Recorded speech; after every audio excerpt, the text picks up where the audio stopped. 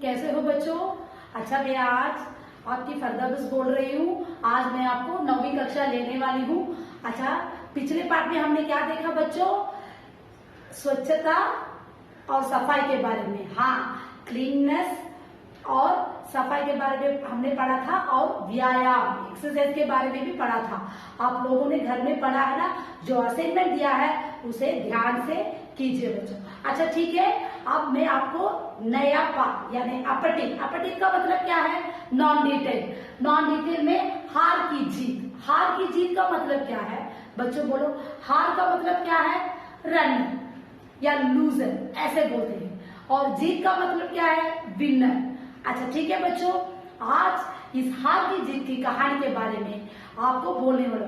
ये कौन लिखा है मालूम बच्चों? श्री सुदर्शन।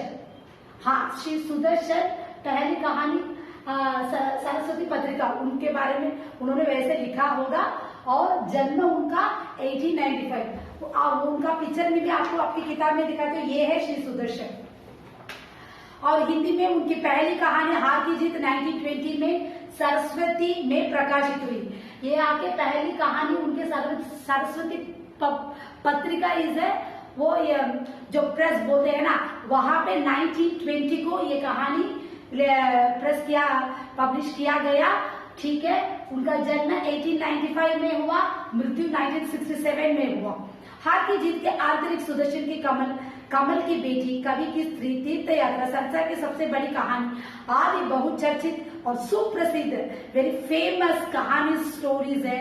अतिरिक्त मिक्स मोर एवर सुदर्शन बहुत ज्यादा, ये आके बहुत ज्यादा स्टोरी लिखा है, उनमें ये फेमस कहानी है हार की जीत।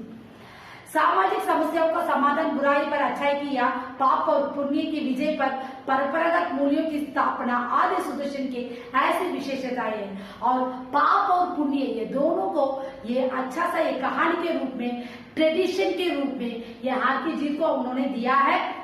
माँ को अपने बेटे और किसान को अपने लहलाते दिखे। अब माँ कितनी प्यारी होती है अपने बेटे को, बेटा कितना भी डांटेगा तो माँ क्या बोलती है? प्यार से बोलती है। उसी प्रकार किसान क्या करता है? अपने फार्मर एग्रीकल्चर को बहुत प्यार करता है। उसी प्रकार हमारे बाबा भारती, हाँ, उस घोड़ा यानी सुल्तान, उसका नाम क्या है? सुल्तान है। सो उसे बहुत प्यार करते थे। वो सब अपने धन दौलत सब कुछ को छोड़ दिया इस घोड़े के वजह से।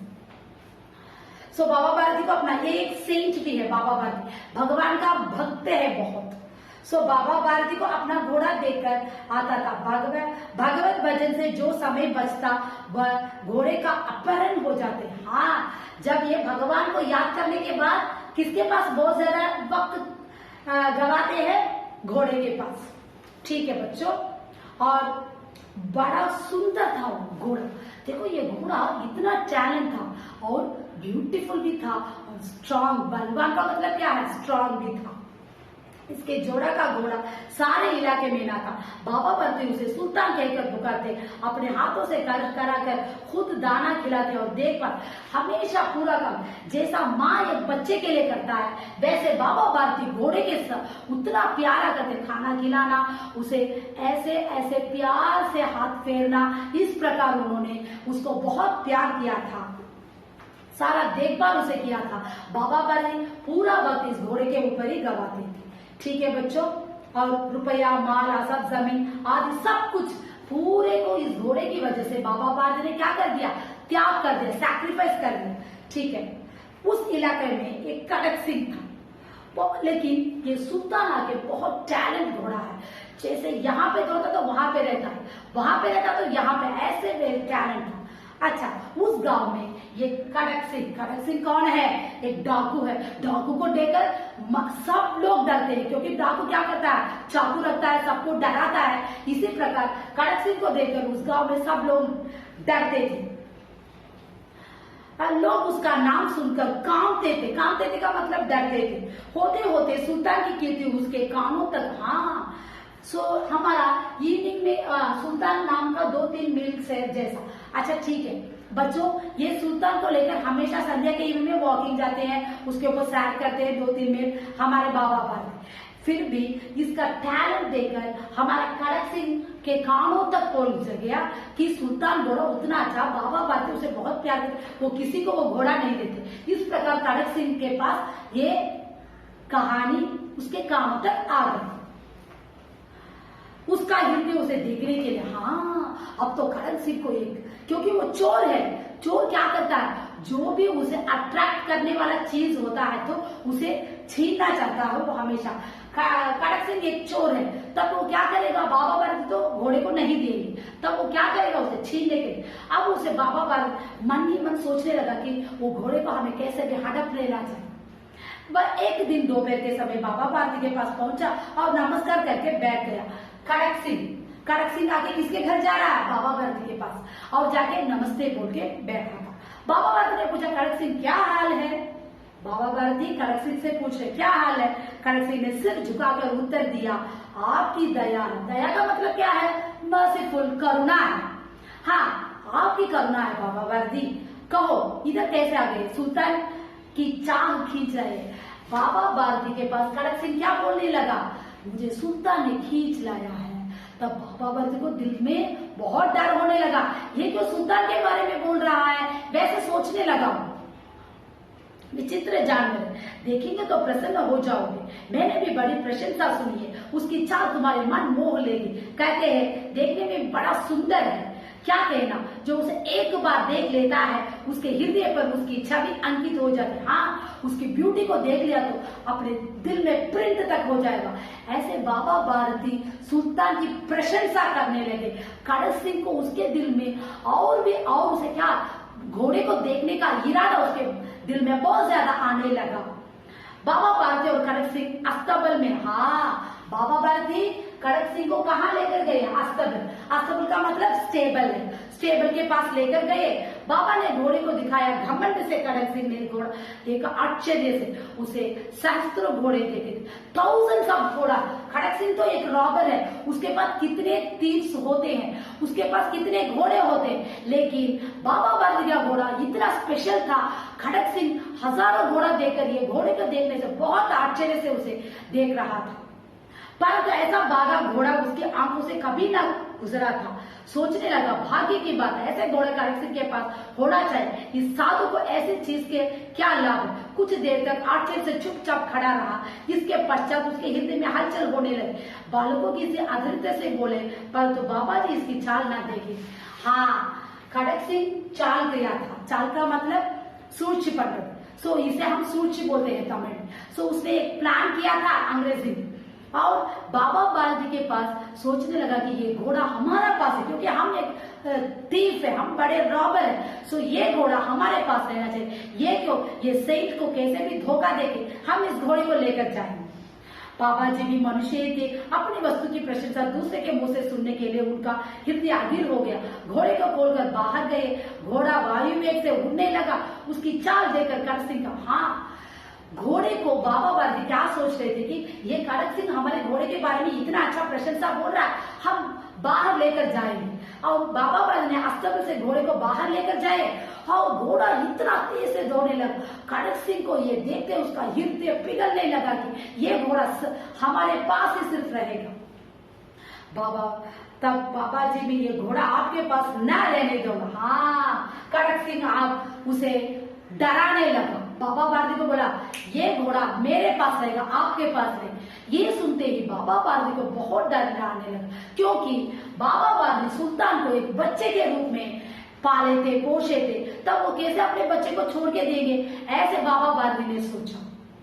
सारी रात अस्पताल की रखवाले, हाँ बाबा भारती को बहुत डर आ गया, वो क्या करेंगे, सब वक्त अस्पताल में रहते, यानी स्टेबल में उसकी क्या देखभाल कर रहे थे। वॉचमैन के रूप में बाबा भारती वहीं पे रहे। संध्या का समय था। बाबा भारती सुल्तान की पीठ पर सवार होकर घूमने जा रहे थे। इस समय उनकी आंखों में चमकी थी, मुख पर प्रसन्नता। कभी घोड़े के शरीर को देखते, कभी उसके रंग और मन में फूले लगे। अच्छा बहुत दिन बीत गया, लेकिन खड़क सिंह ये घोड़े को नहीं ले आया। तब अब बाबा भारती को एक दिल में खुश हो गया कि खड़क सिंह अभी से क्यों नहीं आएगा तो नहीं। और इवनिंग के टाइम में वो क्या कर रहे थे, अपने घोड़े को लेकर सैर करने जा रहे थे इवनिंग के वक्त। और घोड़े को ऐसे उसका रंग देखकर और उसे ऐसे ऐसे करने लगे प्यार से, और सहसा एक ओर से आवाज आ रही, ओ बाबा इस कंगाल की सुनते जाओ। कंगाल का मतलब पुअर मैन, वो देखने के लिए कैसे था, अपाहिज, वही तो हैंडीकैप था। तब वो सारा अपने कपड़े को लपेट के रखा था अपने बदन में। उसने सोचा कि ये बाबा बादी ये कौन है, ये कहां से आवाज आ रही है। घोड़े में जाते वक्त उन्होंने नहीं देखा, आवाज में करुणा थी। बाबा ने घोड़े को रुका लिया, देखा कि एक अपाहिज वृक्ष की छाया, एक पेड़ के नीचे, एक छाया के नीचे में एक हैंडीकैप अपाहिज वहां पे बैठा था। वो करुणा के स्वर में, बाबा मुझे मदद करो। अपाहिज ने हाथ जोड़कर कहा, हाथ जोड़कर, ये हाथ जोड़कर करने वाला और कौन नहीं, खड़क सिंह ही था। बाबा मैं दुखिया ही, मुझ पर दया करो। रामवाला से 3 मील है, मुझे वहां जाना है, घोड़े पर चढ़े। हाँ, यहाँ से राम जगह एक जगह मुझे जाना है, वो 3 मील का है, प्लीज मुझे लेकर जाइए, इस घोड़े में सवार कीजिए। सो बाबा बादी ने क्या किया था, उसने घोड़े पर उसे उठाकर बिठाया था चोर को, और उस लगाम को पकड़ लिया और धीरे से चले। थोड़ी दूरी जा रहे थे, जाने के बाद क्या हुआ ऐसे हंसने लगा खड़क सिंह। तब बाबा बादी को बहुत डर होने लगा, ये कौन है, ये क्यों ऐसे हंस रहा है, ऐसे सोचने लगा। तब बाबा बादी ने, तुम कौन हो, ऐसे। बाबा बादी मुझे अच्छी तरह से देखो, मैं कौन हूँ, मैं खड़क सिंह हूँ। मैंने बोला था ना आपके घोड़े को एक दिन में आपके पास से लेकर ही रखूंगा, ऐसे बोला। बाबा बादी बहुत दुखी हुए। बाबा बादी ने घोड़े से उतरकर अपाहिज के घोड़े पर सवार किया और स्वयं सहसा उन्हें ये झटका सा लगाया, लगातार हाथ से छूट गया। उन्हें आश्चर्य से का ठिकाना रहा जब उन्हें देखा कि अपाहिज पीठ पर तनकर बैठा हो, घोड़े को दौड़कर लिया जा रहा। उनके मुख में भय विस्मय निश। बाबा बादी कुछ देर तो चुप रहे, जरा ठहर जाओ। खड़क सिंह की आवाज सुनकर रोक लिया, उसके गर्दन पर प्यार से हुई, बाबा जी एक घोड़ा अब ना दूंगा, परंतु एक बात सुना जाओ। खड़क सिंह ठहर गया। बाबा बादी ने निकट जाकर उसकी वो ऐसी आंखों से देखा जैसा बकरा कसाई की ओर देख रहा। हाँ सचमुच है, जैसा बकरा के कसाई जो बच्चन में। सो बाबा बादी एक कसाई के रूप में कौन है, खड़क सिंह, और घोड़ा के कहा है, बकरी के रूप में। सो इसी प्रकार बाबा बादी ने बहुत दुखी से बोला, आप कभी भी गरीबी के हाल मत डालो। अगर गरीबी में हाल डालोगे तो बहुत मुश्किल बन जाएगा, क्योंकि कोई भी गरीबी को क्या करेगा, समझ में नहीं लगा कि ये धोखा दे रहा।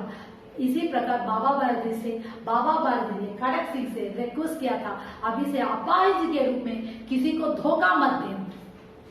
सो अंत में क्या हुआ, सो बाबा बादी बहुत दुखी हुए और खड़क सिंह से बोला कि कभी भी पुअर पीपल के रूप में मत आना। ये बात खड़क सिंह को बहुत दिल में तकलीफ हुआ, ये क्यों ऐसे बाबा बादी ने बोला। वो हर वक्त अपने घर में जाके घोड़े को लेकर चला गया और सो कुछ महीने गए थे, बाबा बादी थोड़े थोड़े घोड़े को भूलने लगे।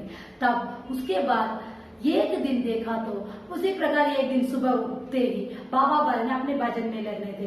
तब उठने के बाद थोड़ी सी आवाज उनके अस्तबल से आने लगी। अस्तबल में देखा तो हमारा सुल्तान खड़ा था। बाबा बादी बहुत प्यार से लगने, फिर सोचे कि बाबा बादी, हाँ खड़क सिंह ने मेरी बात को टान लिया, समझ लिया कि गरीबी के हाल में कभी भी किसी को धोखा ना दे। यही तो बच्चों, तुम गरीबी के हाल में कभी भी मत किसी को धोखा मत दो, क्योंकि गरीबी एक अच्छा सा विषय, उनका मदद ही हमें करना चाहिए। लेकिन यहाँ पे खड़क सिंह ने बहुत मुश्किल से बाबा बादी से घोड़ा लिया और उनकी बात उनके दिल में छेद दिया। इसलिए खड़क सिंह अब अच्छा आदमी बनने लगा और बाबा बादी का घोड़ा उस अस्तबल में लगा। बाबा बादी बहुत खुशी से अपने घोड़े को हृदय से लगा लिया। धन्यवाद।